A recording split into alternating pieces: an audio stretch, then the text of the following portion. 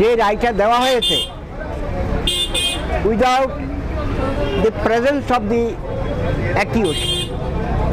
এখন আইনি বিধান হলো যদি কেউ না আসে তবে সেই ক্ষেত্রে সরকারের অনেক অ্যাভিনিউ আছে, বলতে পারে যে তুমি প্রেজেন্ট হও, তুমি এখানে আসো। উনি আসতে পারছে না, ওনাকে টাইম দিতে হবে। উনি যদি দিল্লি থাকে, আমেরিকা থাকে, সুইডেন থাকে, নরওয়ে থাকে, যেখানেই থাকুক না কেন, কিন্তু ওনাকে সুযোগ না দিয়ে ওনাকে কনভিকশন দেওয়া হলো, এটা তো দুর্ভাগ্যের বিষয়, আইনের বরখেলাপ। আমরা মনে করব without hearing anything from the lawyer, আর যিনি এখানে লয়ার হিসাবে যাকে নিযুক্ত করা হয়েছে এই সমস্ত পয়েন্টগুলা উনি ঠিকমতো কোর্টে বলতে পারেন নাই। আর যদি বলেও থাকেন তাইলে কিন্তু রায়টা গ্রহণযোগ্যতা নাই।